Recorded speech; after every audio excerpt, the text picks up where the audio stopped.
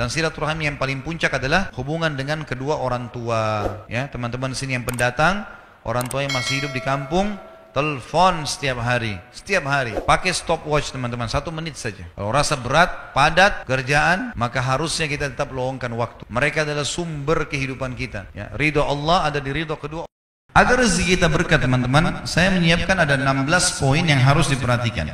Dan satu sama yang lain berkaitan. Yang pertama, yang paling sederhana dan selalu dilakukan bisa, syukur, bersyukur teman-teman sekalian. Syukuri nikmat Allah. Sering mengucapkan Alhamdulillah. Walaupun mungkin di mata kita sedikit. Walaupun kadang-kadang di mata kita itu adalah hal-hal yang berat atau tidak baik, misalnya itu kurang baik. Seperti orang lapar misalnya, orang haus. Orang anggap itu selalu buruk. Kalau ditanya siapa yang mau lapar, oh jawabnya nggak mau, gitu kan? Tapi sudah paham belum teman-teman sekalian kalau tanpa lapar nggak enak kita makan. 2 piring makan, kemudian dikasih lagi ayam goreng, kasih apalah di sini Makassar coto, kasih sup saudara, sudah nggak mau. Tapi kalau lagi lapar, nasi sama sambal enak. Jadi makanya kalau lagi lapar, bilang Alhamdulillah lapar, bukan aduh lapar. Benar ya? Karena kita kalau bilang aduh berarti kita mengeluh, padahal lapar itu jembatan untuk nikmati makanan. Haus, Alhamdulillah haus. Karena dengan haus nikmat minum. Kita kalau lagi puasa, musim kemarau, kemudian pas buka puasa minum 1 teguk air es, luar biasa nilai. Tapi kalau orang tidak lagi haus, maka dia tidak tahu. Karena kalau kita lagi tidak haus, ditawarin sama teman mau minum apa? Minum apa ya? Masih bisa milih. Karena lagi nggak haus. Coba kalau haus kita milih, minta air es yang dingin. Sama dengan capek. Capek itu banyak orang mengeluh, aduh capek, pulang rumah langsung tidur. Padahal capek itu jembatan untuk menikmati istirahat itu. Coba teman-teman kalau dari pagi sampai malam tidur terus, malam disuruh tidur lagi, masih bisa tidur? Sudah enggak? Baik, sekarang kalau kita dari pagi aktivitas sampai malam, capek sekali. Kemudian malam tidur 2 jam, 3 jam, enak enggak? Hah? Berarti capek itu sebuah nikmat. Maka semua yang kita lalui sebenarnya nikmat teman-teman sekalian, nikmat. Cuma banyak orang tidak memahami masalah itu. Makanya dia hidupnya diisi dengan keluh kesah. Padahal Allah sudah janjikan dengan berterima kasih, bersyukur, saya tambah. Pasti janji dari Allah. Selalu lisan kita Alhamdulillah, Alhamdulillah, Alhamdulillah. Apa saja Alhamdulillah. Bahkan seringkali Allah selamatkan kita dari keburukan justru karena Allah sayang dengan kita. Mungkin kita pas mau keluar hujan lebat, tak usah kita mengeluh kesah. Karena bila kita keluh kesah hujannya tetap turun, gitu kan? Baik, pasti ada hikmah di belakang itu semua. Sangka baik dengan Allah SWT. Ada seseorang pengusaha di Jerman, kisah nyata, dia mau naik pesawat, telat ke bandara 15 menit saja. Pesawat masih ada. Kemudian tiba-tiba saja ditutup counternya. Pengusaha di bisnis kelas, paspornya pun businessman, biasanya diprioritaskan. Enggak, kata orang counternya nggak bisa lagi. Muslim ini, orang Muslim. Kisah nyatanya di Eropa pada saat itu. Kemudian dikatakan, tolong bantu saya ada meeting, saya harus ketemu. Ini meeting sekian banyak, sekian miliar dolar. Wah nggak bisa. Udah nggak bisa, counter sudah tutup. Dia berusaha nggak bisa, akhirnya tunda pesawat setelahnya 4 jam selisihnya, baru dapat penerbangan lagi. Dia sambil duduk, dia batalin, dia menyesali segala macam. Subhanallah, dia tiba-tiba berbalik dari penyesalan menjadi bersyukur. Gara-gara apa?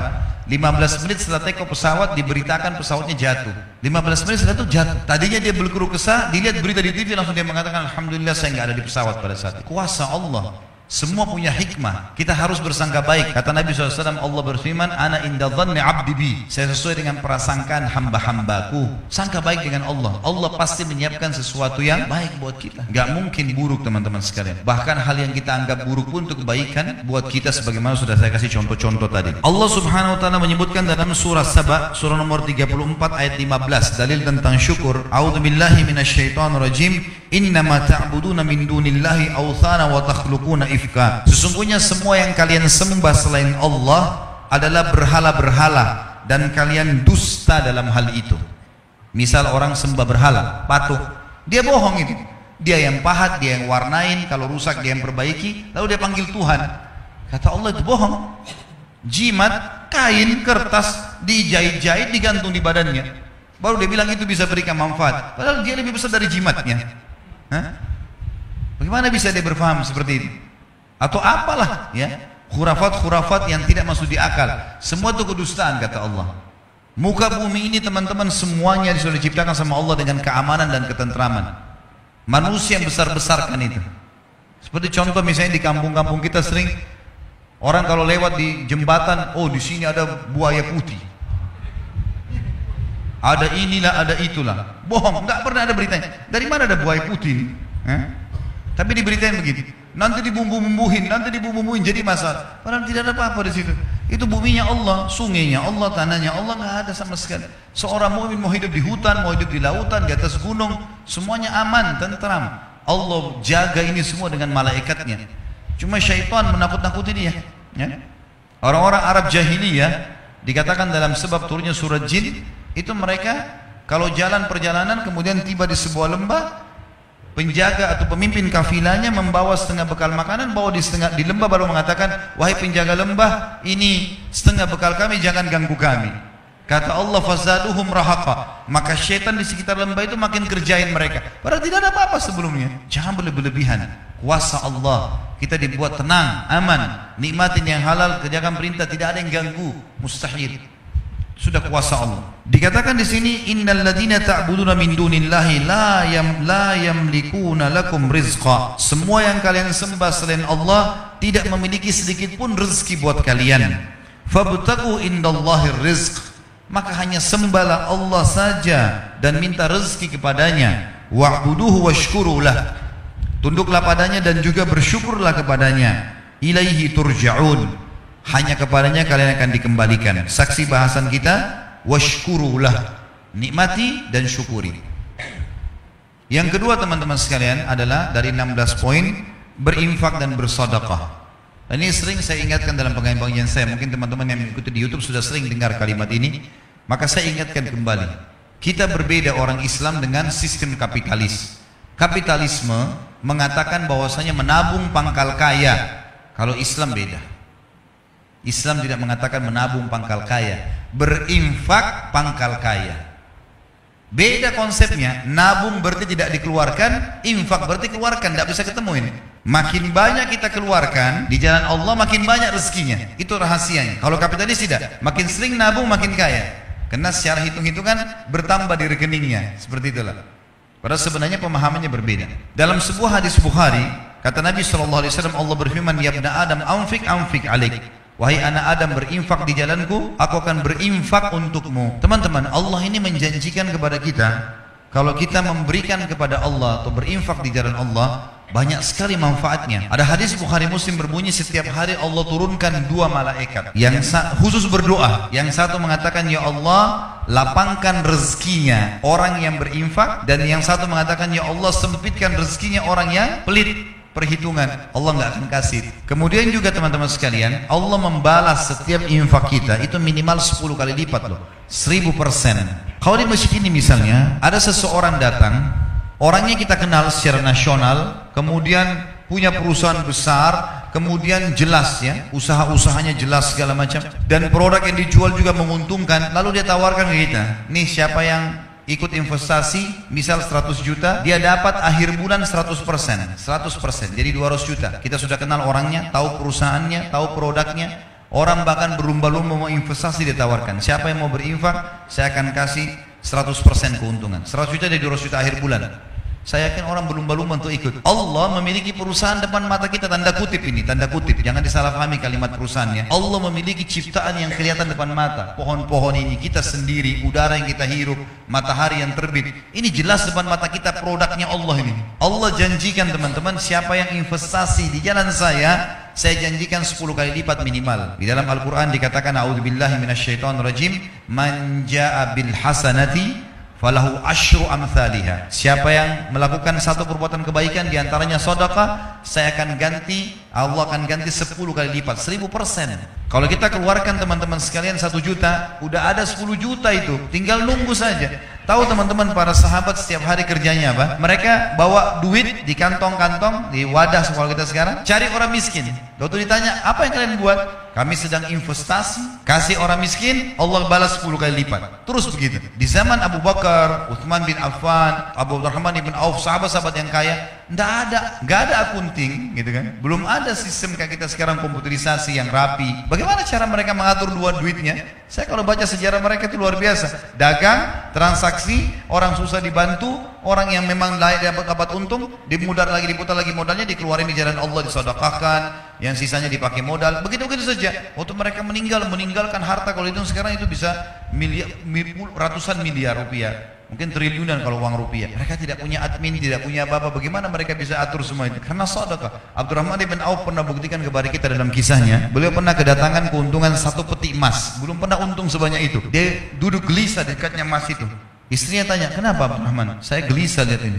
Enggak pernah keuntungan kita sebesar ini. Allahu alam kalau terjadi di seseorang di antara kita yang dapat 1 peti emas, mungkin udah di dalam di tanah kali ya, supaya enggak ketahuan di mana. Dia gelisah, istrinya bilang, kenapa? Saya gelisah, enggak pernah ada keuntungan begini. Kata istrinya, lalu apa yang kau lakukan?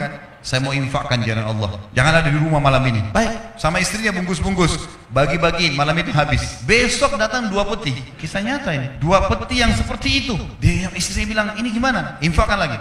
Besoknya 3 peti. Setiap dikeluarkan dibalas sama Allah cash langsung pada saat itu. Cuma mau berani atau enggak nih? Percaya atau enggak? Ini kadang-kadang makan sama temannya, mau traktir atau enggak ya? Ragu. Kadang-kadang tunggu temannya pegang dompet baru bilang, saya aja nggak apa-apa. Oh nggak apa-apa temannya apa? Oh ya sudah dibayarin nggak apa-apa. Sering-sering ya. Pesannya sering-sering gitu. Ini salah ini. Di jalan Allah 10 kali lipat. Praktekin. Ini rumus yang sederhana. Infak, Allah bilang di jalanku, aku akan balas infakmu itu. Pasti lebih banyak. Dalam hadis Bukhari, kata Nabi SAW, orang sebelum kalian ada 2 orang, dua-duanya bersahabat, dua-dua punya kebun. Musim kemarau, nggak ada hujan sama sekali. Kata Nabi SAW, ini si A sama si B, dia disebutin namanya. Kata Nabi SAW, salah seorang dari mereka, kita anggaplah misalnya A sama B, si B ini. Dia bilang, saya melihat ada awan lewat di atas kebun saya, dan saya dengar suara mengatakan, turunkanlah hujan di kebunnya si fulan, temannya dia di sebelah. Maka dia bilang, saya bingung, kenapa ada suara dari awan? Saya ikutin, ini hadis sahih riwayat Bukhari, penyampaian Nabi SAW. Kata Nabi SAW, dia pergi kebun temannya, ternyata betul hujan turun cuma di situ saja. Yang lain enggak, musim kemarau. Lalu kemudian dia tanya temannya, apa yang kau lakukan dengan kebunmu? Dia bilang, hasilnya kebun ini saya bagi 3. Hasilnya saya bagi 3. Sepertiga saya infakkan dulu jalan Allah, sepertiga saya pakai untuk kembali modal, sepertiga saya pakai buat kebutuhan keluarga saya. Kata temannya, pantas kau dapat ini. Ada ipar saya di Ternate, teman-teman saya pernah datang ke sana. Pulang ceramah jam setengah 12 malam, suara rumahnya masih pakai seng di belakang. Ternyata ada suara kayak batu besar, pang gitu, ribut. Saya kaget, dia ketawa. Dia bilang, itu mangga jatuh.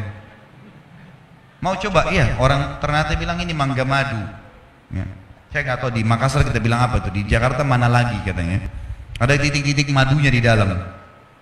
Coba ya coba, memang manis sekali. Masya Allah saya makan sama dia.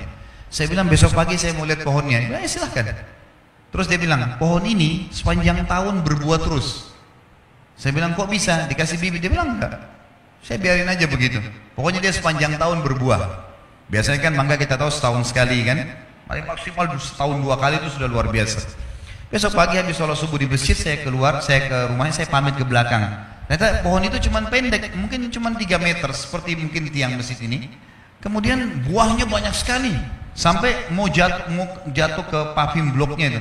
Cuma pohon itu setengah pohon masuk ke rumahnya, setengah pohon melintang keluar temboknya gitu. Terus dia keluar, dia bilang, tiba-tiba kayak Allah kasih jawaban ke saya. Dia bilang, ini setengahnya yang masuk ke sini saya pakai buat saya sama keluarga. Kalau ada tamu datang saya kasih. Yang keluar itu saya nggak pernah ambil. Siapa saja boleh ambil, silahkan. Saya bilang itu rahasianya kenapa berbuah sepanjang tahun. Coba pertemukan dengan antum di sini, dibungkus plastik, ya. Anaknya saja lihat nggak boleh. Anaknya nggak boleh sentuh. Jangan sentuh ya nak, nanti kalau sudah masak. Kadang-kadang semua orang pelit sekali. Dia beli makanan favorit masuk di kulkas, anaknya nggak boleh sentuh, istrinya nggak boleh sentuh. Wah luar biasa nih. Bagaimana bisa Allah kasih? Maka mulai sekarang harus royal di jalan Allah. Dalam masalah infak teman-teman jangan perhitungan. Itu investasi yang tidak akan pernah habis. Allah Subhanahu wa taala mengingatkan dalam Al-Baqarah surah nomor 2 ayat 254 agar jangan menyesal. Karena kalau teman-teman punya rekening 1 miliar, 2 miliar nggak pernah berinfak di jalan Allah, pada saat meninggal teman-teman demi Allah akan menyesal. Coba dulu saya kasih masjid ini ya, coba dulu saya kasih pesantren ini ya, coba dulu saya beliin Quran ya. Udah telat, udah nggak bisa lagi. Iya kalau ahli waris kita bangun di masjid, kalau enggak, kalau mereka pakai buat kebutuhan mereka saja. Allah berfirman, a'udzubillahi minasyaitonirrajim, ya ayyuhalladzina amanu anfiqu mimma razaqnakum min qabli an ya'ti yaumun la bay'un fihi wala khullatun wala syafa'ah wal kafiruna humudz zalimun. Hai orang-orang beriman, infakkan, keluarkan, jangan berhitungan di jalan Allah. Apa yang kami jadikan rezeki buat kalian. Sebelum datang hari, tidak ada transaksi, nggak ada persahabatan, tidak ada lagi pertolongan. Dan orang-orang kafir mereka adalah orang-orang yang zalim. Memberi teman-teman, berikan yang terbaik. Jangan pakai istilah daripada makanan rusak di kulkas kasih aja orang. Nanti rezeki juga daripada ini. Mau dapat ikan paus, pakai kapal tanker. Jangan pakai pancing kecil. Celengan masjid lewat rumahnya Allah loh ini. Lewat celengan korek kantong yang paling kecil. 2000, 1000. Kalau ada 500 koin, 500 dikasih masuk di masjid. Baru luar biasa cerewetnya. Minta kesehatan, kekuatan, keturunan, selamat dari neraka, masuk surga, minta jodoh yang cantik, yang gagah. Nah ini. Ini kalau malaikat diizinkan cambuk, sudah dicambuk ini. Dalam surah Ibrahim, surah nomor 14, ayat 31 sampai 34 Allah juga berfirman, A'udzubillahi minasyaitonirrajim, Qul li ibadiyalladzina amanu, katakanlah hai Muhammad kepada hamba-hambaku yang beriman, yuqimus shalah, mereka selalu salat, jaga 5 waktu salatnya. Itu waktu absen kepada Allah. Datang on time di awal waktu. Wa yunfiqu mimma razaqnahum sirran wa alaniyah, dan mereka selalu ikutkan setelah sholat infak, sembunyi-sembunyi atau terang-terangan. Karena kadang-kadang kita dimintai orang di pinggir jalan sudah. Ingat kaidah dalam ibadah, kalau ibadah telah tiba waktunya, saatnya eksekusi, bukan saatnya menilai. Misal azan, lalu kemudian kita lihat ada masjid, kayaknya masjid ini kotor, saya mau masjid sana saja. Bukan saatnya menilai. Azan, sholat, di masjid manapun sholat, gitu kan? Ada orang miskin lewat minta, bukan kita nilai orang ini masih kuat, orang ini bohong atau tidak, bukan urusan kita itu. Orang lagi minta, Tuhanmu lagi suruh kasih, bukan menilai. Eksekusi kasih orang. Ini pintu syaitan saja, membuat kita selalu menilai. Lalu kapan kita lakukan? Siapa orang yang kita anggap paling layak? Sementara berinfak boleh kepada orang kaya. Sekarang saya kaya, adik saya kaya, lalu saya mau kasih dia uang, bolehkah? Boleh. Infak tetap pahala. Apalagi kalau dia orang miskin. Tidak selamanya infak itu kepada orang miskin. Kita boleh memberikan makan orang lain, memberikan hadiah pakaian, walaupun dia orang kaya, nggak ada masalah. Nabi SAW mampu dan beliau menerima hadiah. Kemudian dikatakan min qabli an ya'tiya yaumun la bay'un fihi wala khilal, sebelum datang hari di mana kalian akan menyesal karena nggak ada lagi transaksi. Orang-orang miskin yang kita temui di dunia, teman-teman, kalau kita ketemu di mahsyar, walaupun kita mau kasih 1 miliar rupiah, sudah nggak laku miliaran rupiah di sana. Mau kasih pahala dia terima, duit dia sudah nggak terima. Mau kasih makanan dia nggak terima. Orang di akhirat nggak butuh makanan dunia. Tidak ada lagi transaksi dan tidak ada juga persahabatan. Lalu Allah menceritakan di ayat 32-nya Ibrahim, Allahul ladzi khalaqas samawati wal arda wa anzala minas samai ma'an fa akhraja bihi minats thamarati rizqan lakum, yang telah memerintahkan kalian menjaga salat kalian dan menginfakkan apa yang menjadi rezeki buat kalian adalah Allah yang telah menciptakan seluruh langit dan bumi dan telah menurunkan air dari langit dan telah menumbuhkan dengan air-air itu buah-buahan sebagai rezeki buat kalian. Wa sakhkhara lakumul fulka litajriya fil bahri bi amri, dan yang telah menyuruh kalian sholat dan berinfak di jalannya adalah yang telah menundukkan buat kalian bahtera-bahtera, sehingga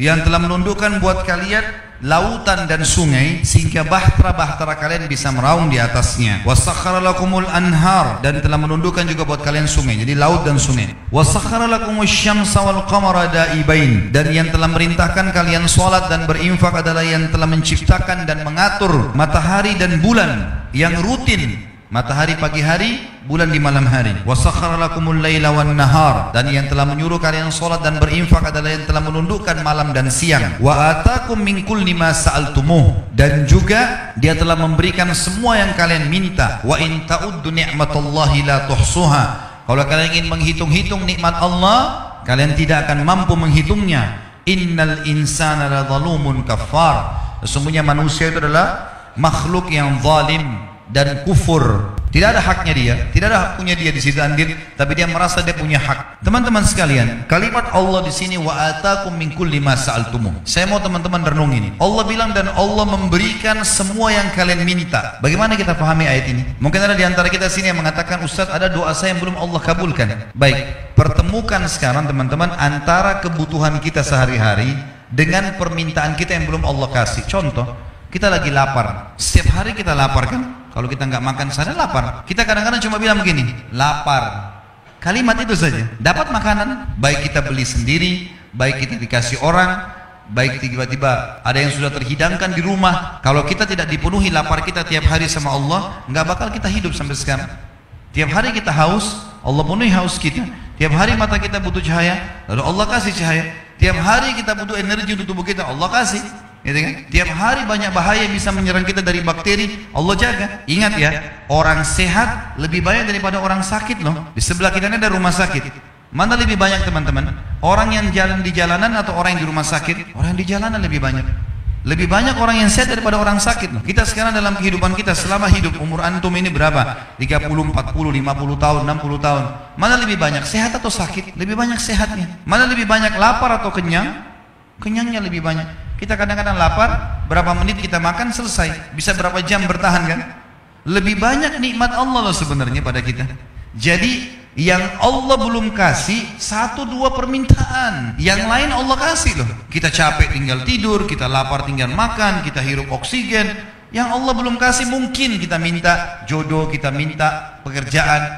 Itu pun ada hadis yang berbunyi begini, sangka baik sama Allah. Kata Nabi SAW, kalau Allah mendengar doa yang indah dari hambanya, maka Allah sengaja terlambatkan jawabannya agar dia tetap dalam doanya.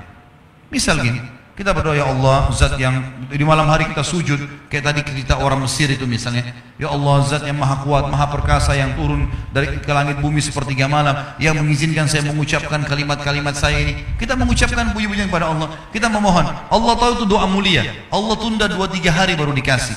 Bayangkan kalau kita dikasih langsung, misal ya Allah sembuhin saya, tiba-tiba sembuh saat itu, masih berdoa kira-kira?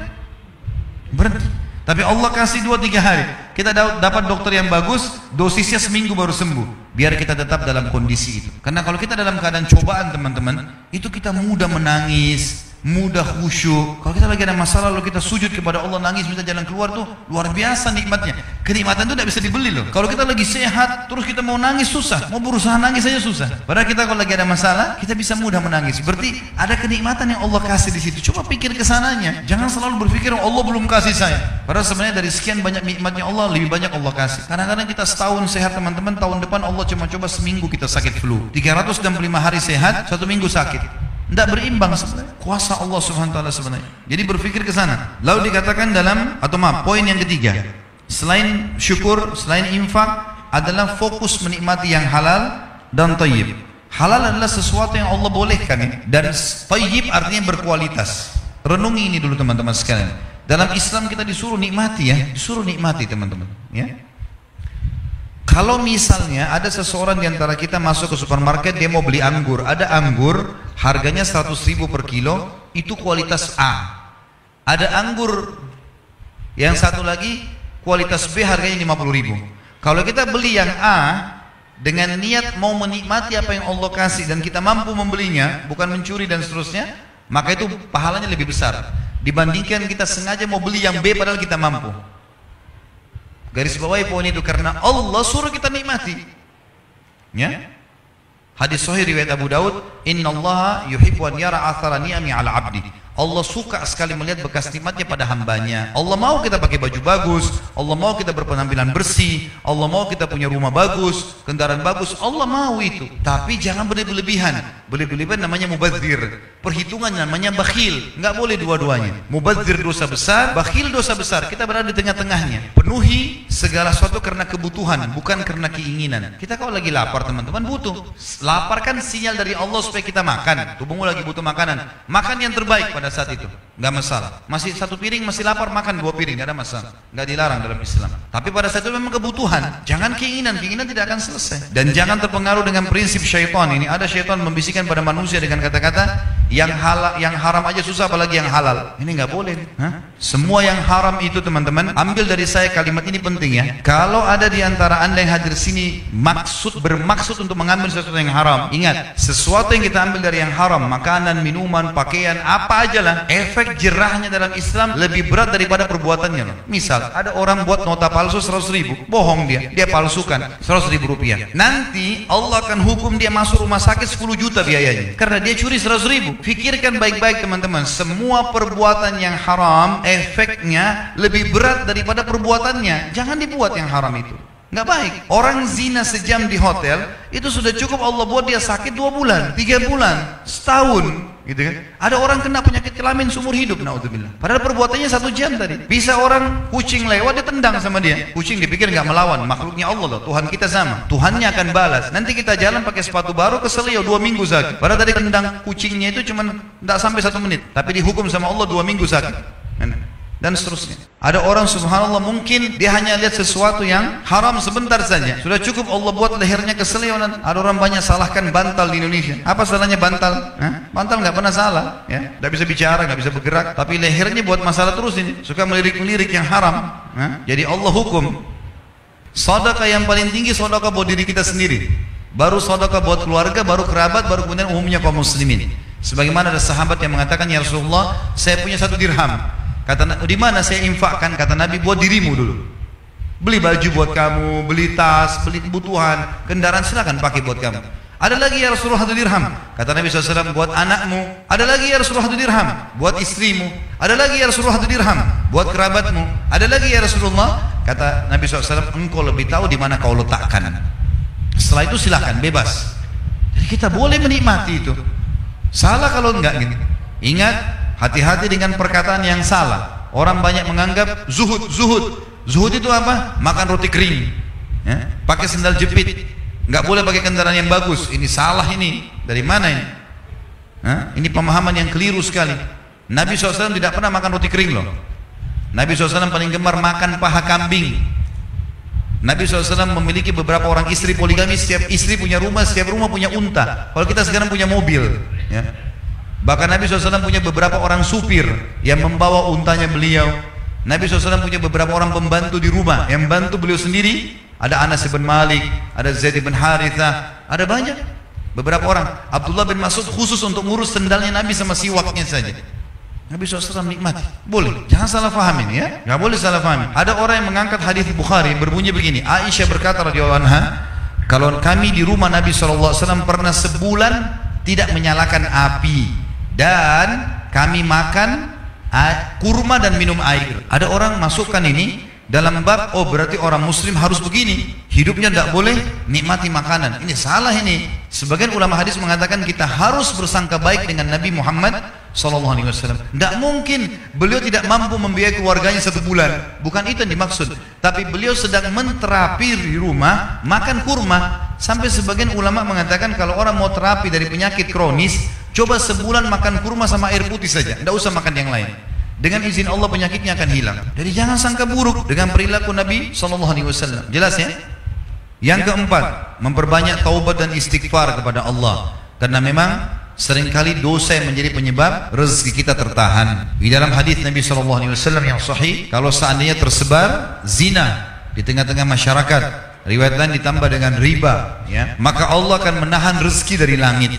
Allah akan tahan rezeki dari langit. Jadi kalau ada urusan-urusan belum selesai, perbanyak istighfar teman-teman sekalian. Istighfar kepada Allah SWT, karena memang ini akan memudahkan urusan-urusan kita. Karena kadang-kadang ada dosa memang menjadi penyebab itu. Dosa itu seperti sumbatan di saluran air. Kalau dia ada, maka akan menghambat air. Tarik sumbatan itu, memohon ampun kepada Allah, maka insya Allah Allah akan maafkan. Walaupun kita tidak sadar, kalau kita punya dosa, tetap kita beristighfar kepada Allah Subhanahu wa ta'ala. Sebagaimana sabda Nabi SAW, saya pribadi, kata Nabi, beliau seorang Nabi, bertaubat dan beristighfar kepada Allah 1 hari 70 Riwayat lain 100 kali. Ya, kata sebagian ulama, siapa yang beristighfar, bertaubat kepada Allah dengan ikhlas 100 kali, maka sama saja dia sedang membersihkan 100 dosanya hari itu. Kalaupun dia tidak ada dosa sampai 100, maka akan dicatat pahala di sisi Allah Subhanahu wa taala.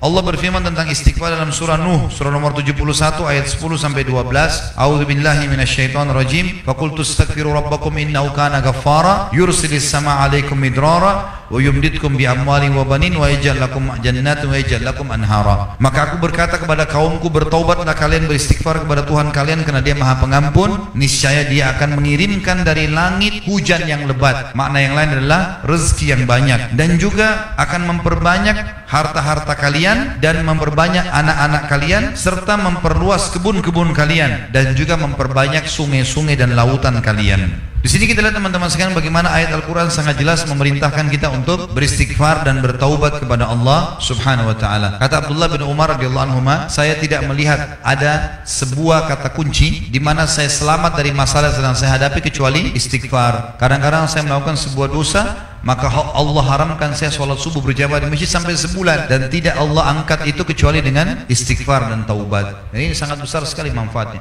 Beristighfarlah kalian semua kepada Tuhan kalian, maka Dia sangat pengampun. Yursil sama alaikum midrara, Dia akan turunkan dari langit banyak sekali hujan atau rezeki. Wa yumditkum bi amwalin wa banin, dan Dia akan memperbanyak harta juga keturunan kalian.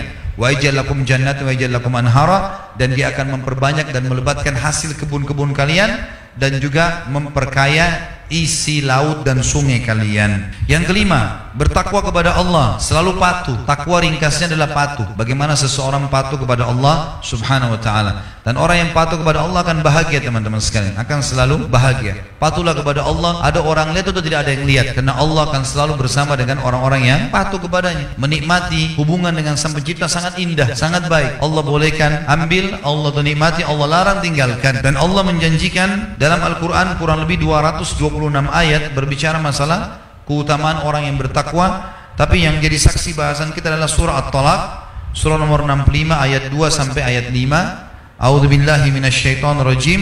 Wa may yattaqillaha yaj'al lahu makhraja.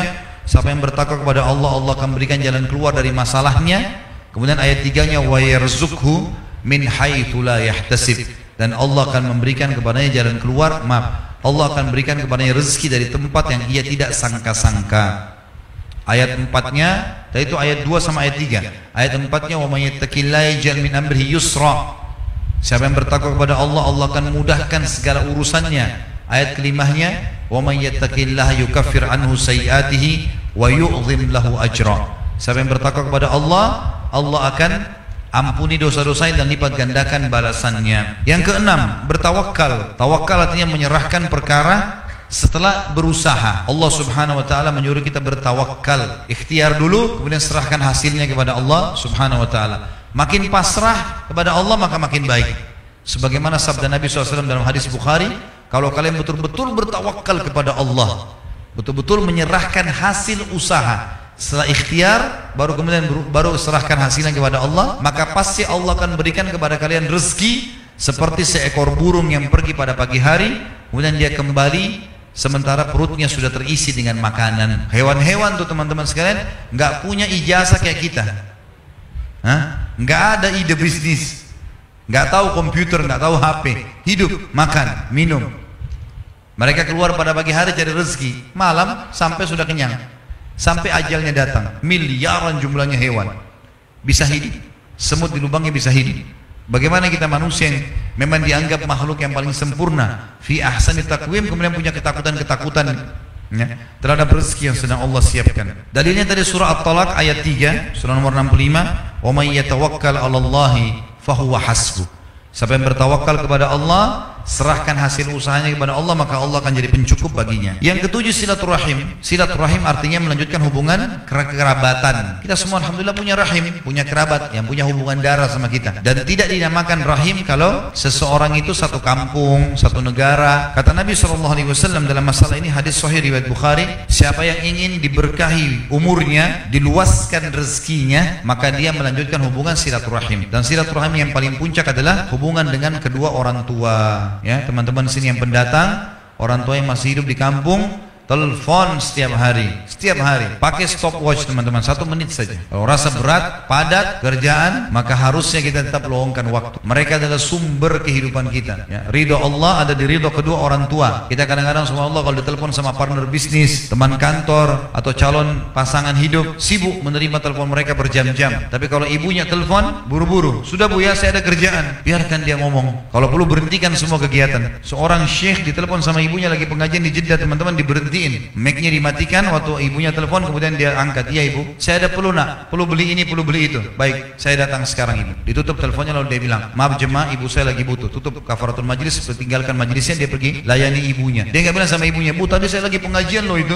Nggak sama sekali. Berapa orang di antara kita begitu, sibuk di kantor. Kenapa tadi nggak angkat teleponnya nak? Ibu kan tahu itu jam kerja saya. Marah-marah sama ibunya. Padahal subhanallah ini adalah puncak silaturahim. Rezeki kita ada di situ. Berbuat baiklah teman-teman sekalian. Penuhi kebutuhan mereka, samponya, sabunnya, odolnya, sikat giginya, bedaknya, handuknya, penuhi semuanya. Kalau perlu jangan sampai mereka beli sendiri. Kirimkan dari Makassar ke kampung-kampung itu. Itu luar biasa fadilahnya. Kata Nabi SAW, ibumu dan ayahmu, kemudian saudarimu, saudaramu, lalu kerabat terdekat. Itu orang-orang yang paling dekat dengan kita. Jadi ini rahim yang harus dijaga. Kadang-kadang subhanallah kita setahun sekali mudik, itu pun pada saat setahun sekali ketemu sebentar sama orang tua, salaman, lalu tinggalkan mereka. Ketemu sama teman-temannya. Orang tua lagi butuh, rindu mau bicara sama kita. Doanya mereka sangat luar biasa. Seorang salaful ummah di kancah peperangan teriak-teriak, saya sudah menang, kita pasti menang, Allahu Akbar, terus dia takbir.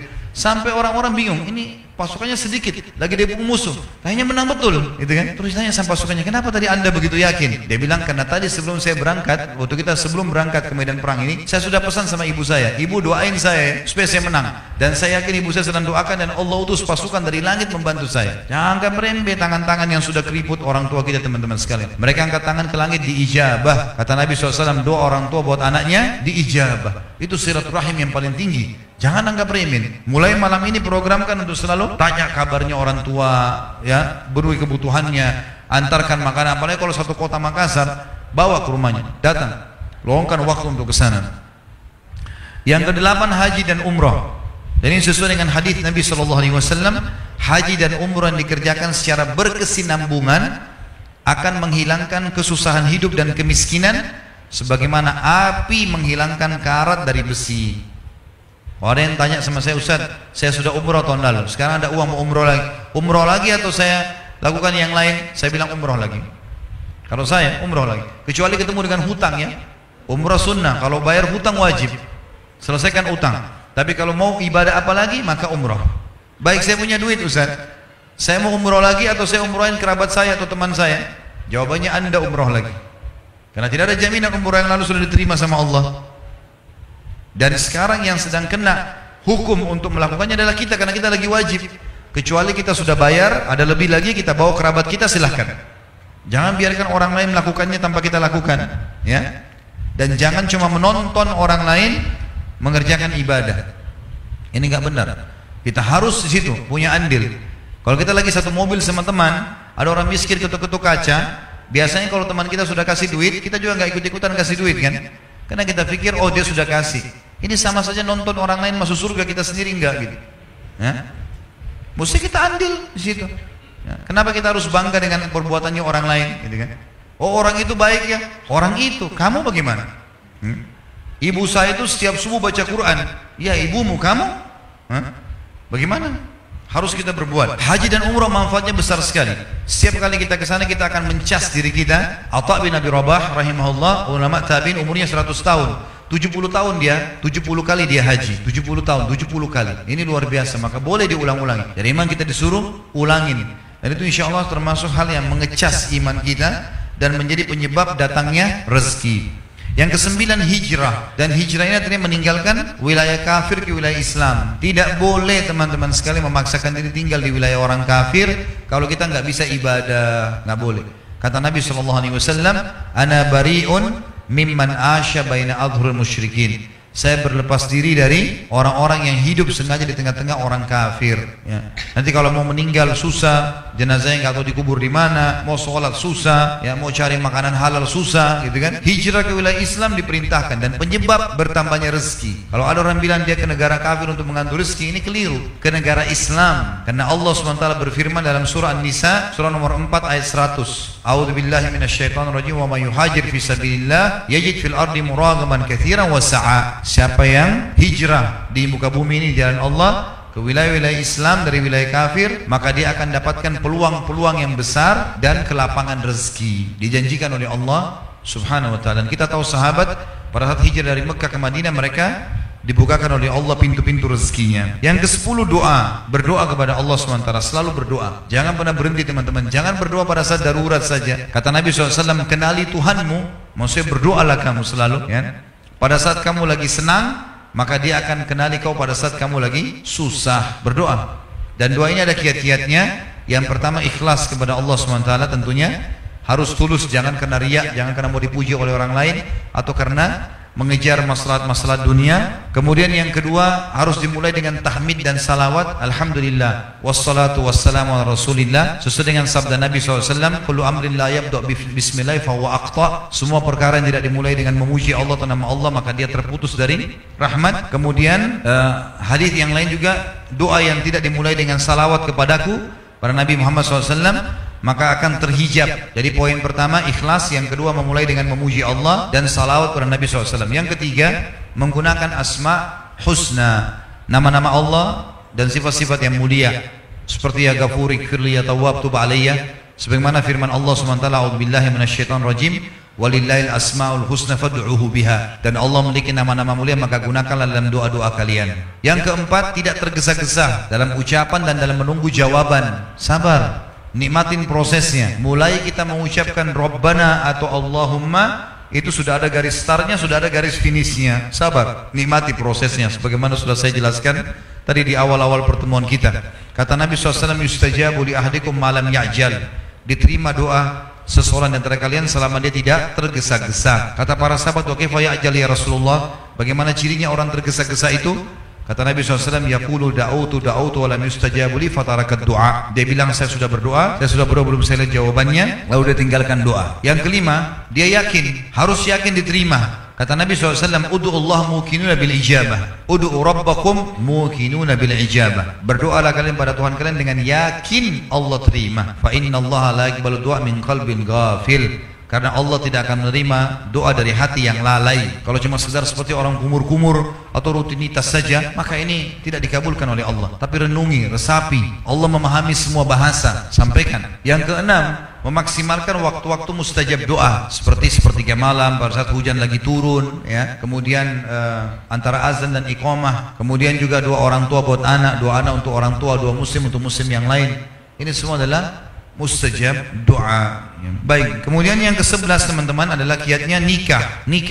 Kalau orang nikah karena memang meminta agar Allah SWT menjauhkan diri dari yang haram, maka ini termasuk pintu rezeki. Kata Nabi SAW, 3 orang yang pasti Allah kasih rezeki, pasti. Yang pertama adalah mukatib. Mukatib adalah seorang budak sahaya yang mau bebaskan dirinya. Dia berkata pada tuannya, saya mau bebas. Tuannya bilang, baik, kamu bayar 10 juta. Lalu kemudian dia bilang, baik, saya cicil sebulan 1 juta, 10 bulan saya bebas. Kata tuannya, baiklah, ini namanya mukatib.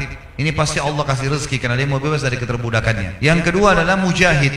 Walaupun dia keluar dengan baju di badan, Allah akan penuhi kebutuhannya. Dan yang ketiga, seseorang menikah karena takut terjerumus pada yang haram. Jadi yang bujang-bujang harus segera menikah. Yang sudah menikah sudah nikmati, ya.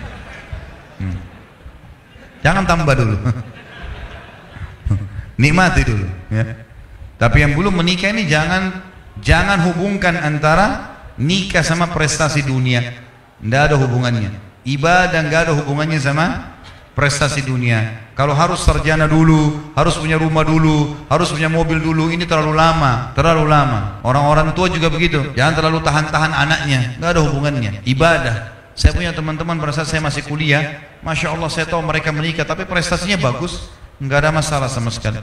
Bahkan kita temukan banyak orang-orang yang sudah praktekin teori ini, mereka nikahkan anak-anak mereka, sementara berjalan pun ya, kuliahnya atau sekolahnya, itu Masya Allah, malah mereka jadi dewasa, mereka jadi bertanggung jawab, karena terpenuhi. Gangguan terbesar dari laki-laki adalah perempuan, gangguan terbesar perempuan adalah laki-laki. Kalau diselamatkan dengan pernikahan itu sangat luar biasa. Kalau saya sering bahasakan di pengajian saya, tentu ada anak-anak yang Masya Allah, dia tidak tergoda dengan lingkungan mungkin, tapi ada banyak yang tergoda. Maka lebih baik kita menambah 1 piring makanan di meja makan kita untuk anak mantu, sehingga anak kita aman daripada kita membiarkan anak itu melanglang buana di sana sini dan kita tidak mau tahu, nanti ada hamil di luar nikah, ada memalukan nama keluarga, dan zina berbahaya. Orang tuanya yang tanggung jawab, ya. Kemudian yang ke-12 adalah ilmu. Dalami ilmunya. Kalau teman-teman mau kembangkan sebuah usaha, ya, dalami ilmunya. Itu saja kok, mudah bisa dipelajari. Misal mau buka usaha fotokopi, pelajari ilmunya, berapa modalnya, kira-kira posisi di tempat yang saya buka di mana, atau mau buka restoran, mau buka butik, tinggal belajar saja. Gampang kok belajar itu. 1-2 hari sudah punya ilmunya kok. Tinggal belajar. Nanti lebih dalam lagi dengan praktek lapangan, gitu kan? Maka itu punya ilmu. Imam Syafi'i mengatakan, siapa yang mau dunia dia harus punya ilmu, siapa yang mau akhirat dia harus punya ilmu, dan siapa yang mau keduanya dia harus punya ilmu. Dia harus punya ilmu, ya. Jadi kita harus kuasai. Makanya banyak orang-orang kafir sukses di bidangnya, dia kuasai itu. Dan orang-orang muslim dianjurkan, sebenarnya dalam Islam sudah ada, ya. Innallaha yuhibbu min abdin idza amila amalan an yutkinahu. Allah sangat suka seorang hamba yang kalau dia lakukan satu perbuatan dia menguasainya. Jadi teman-teman jangan terlalu banyak bercabang, fokus ke satu bidang. Misal contoh, dia jual pisang goreng. Udah dikemas pisang goreng itu, bagaimana bisa menjadi sebuah pekerjaan profesional? Insya Allah akan terkenal tuh, gitu kan? Akan maju. Asal dia menguasainya di situ. Kemudian yang ke-13 adalah lingkungan, ya, lingkungan dan persahabatan. Ini berpengaruh. Bergaul dan berteman dengan pemalas, kita akan jadi pemalas. Berteman dengan orang yang berprestasi, kita akan jadi berprestasi. Teman-teman, maaf, saya kalau yang bekerja di kantoran, sekarang kalau cari teman yang di bidang kita yang paling rajin, siapa yang di perusahaan yang suka dapat penghargaan, datangi orang itu, tanya kiat-kiatnya, kenapa dia bisa begitu. Itu kita akan nanti minimal mirip dengan dia. Jangan berteman sama orang yang malas, suka nipu, manipulasi data. Kita akan kena tampiasannya. Manusia mudah terpengaruh. Makanya kata Nabi SAW, almar'u ala dini khalilih, seseorang sesuai dengan agama atau perilaku teman-temannya. Kita kalau bergaul dengan 10 orang pemabuk, kita jadi pemabuk. Kita berteman dengan 10 orang yang hafal Quran, kita akan hafal Quran. Manusia terpengaruh dengan lingkungan. Harus kita bentuk itu. Kalau saya pribadi punya prinsip, teman-teman, sahabat saya harus yang lebih prestasi daripada saya. Maka saya tidak pernah mau berteman sama orang-orang bodoh. Misal, bukan penghinaan, tapi memang kalau saya lihat orang-orang itu jauh dari agama, jauh dari prestasi-prestasi dunia, untuk apa kita jadikan sebagai sahabat nih? Apalagi kalau pemalas. Kalau dia boleh jadi teman, dia bertanya silakan. Tapi sahabat dekat, tempat kita konsultasi, bicara, musyawarah, tak bisa ya. Harus orang-orang yang lebih berprestasi. Kita akan seperti itu. Saya dari dulu di Madinah saya punya pengalaman, teman-teman sekalian. Selalu saya berteman dengan, waktu saya masih kuliah, saya cari teman-teman yang selalu juara 1. Apa rahasianya? Kenapa mereka juara 1? Saya berteman, saya lihat, awalnya saya butuh waktu untuk adaptasi, tapi lama-lama saya alhamdulillah bisa berkembang. Contoh yang lain, teman-teman, di perusahaan, Islam menyuruh kita berkembang. Kalau ada 2 orang jadi OB misalnya, contoh saja, si A sama si B, gajinya 2 juta, 2 juta. Allah akan memberikan kita, teman-teman, sesuai dengan niat dan keinginan kita loh. Kalau kita mau maju, Allah majukan. Walladzina jahadu fina lanahdiyannahum subulana. Orang yang berusaha menempuh jalan-jalan menuju kami akan mudahkan dia untuk ke sana. Termasuk masalah pintu rezeki ini. Si A sama si B jadi OB. Si A mengatakan, sudahlah, saya cukupkan dengan ini, selesai. Maka dia bisa saja sampai 10 tahun jadi OB terus. Kalau si B enggak, misal dia petakan perusahaan itu, saya dari OB bisa jadi apa saja sih? Oh, tingkatannya ini, gajinya ini. Cara untuk mencapai tingkatan ini 1, 2, 3, 4, 5. Dikejar prestasi itu. Maka pasti dia akan dekat ke situ. Walaupun mungkin dia belum mendapatkannya, minimal dia bisa dekat di situ. Kemudian yang ke-14 adalah keterampilan. Ya, kalau bahasa saya sebenarnya inovatif ya, dan kreatif, teman-teman sekalian. Jadi jangan selalu fokus dan bangga dengan produk orang. Coba berusaha. Bagaimana kita bisa punya produk sendiri? Kita berusaha sendiri. Memang jangka pendek tidak langsung menguntungkan, tapi jangka panjang itu besar sekali manfaatnya. Enggak ada orang buka usaha kemudian 100% langsung untung terus. Itu enggak normal itu. Pasti ada masalah, dia naik turun, ada cobaan, ada pegawai berhenti, ada ini. Ya, itu tantangannya. Di situ tantangannya kita jadi lebih pintar nantinya. Tapi alhamdulillah bertahan, gitu kan? Yang ke-15 adalah afaf. Afaf itu memuliakan diri. Dan ini ada 16 poin saja ya. Saya ringkaskan karena lihat waktu. Afaf itu memuliakan diri, tidak mengemis, ya. Kata Nabi SAW, tidak ada seseorang yang membuka pintu afaf mulia. Kalau dia mau terima sesuatu, dia balas dengan jasanya. Dia bekerja supaya dia dapat anggaran, dia dapat sesuatu. Jadi bukan dia cuma tahu mengemis. Siapa yang afaf, Allah akan bukakan baginya pintu kekayaan. Dan siapa yang membuka pintu mengemis, Allah akan bukakan baginya pintu kemiskinan. Kita lihat pengemis itu kalau begitu terus, maka sampai tua, sampai meninggal dia akan mengemis. Bahkan dia wariskan kepada anak-anaknya. Ini dalam Islam tidak dibolehkan sebenarnya. Harusnya dia bisa memperbaiki keadaannya. Dan yang terakhir, yang ke-16 adalah jihad di jalan Allah. Jihad adalah pintu rezeki. Sebagaimana kita tahu ada ghanimah dalam jihad. Kata Nabi SAW, sungguh ghanimah, harta rampasan perang diharamkan untuk nabi-nabi sebelumku dan dihalalkan untukku dan umatku. Ya, dalam riwayat lain dikatakan kalau ghanimah di zaman sebelum Nabi Muhammad SAW didatangkan, maka dikumpulkan lalu nabinya berdua lalu turun petir dari langit menyambar harta-harta tersebut sehingga hangus. Tapi di zaman Nabi SAW tidak, menjadi harta rampasan perang. Apa yang dimiliki oleh musuh di medan perang, kalau kita menang maka menjadi ghanimah dan halal bagi muslimin untuk menikmatinya. Allahu a'lam.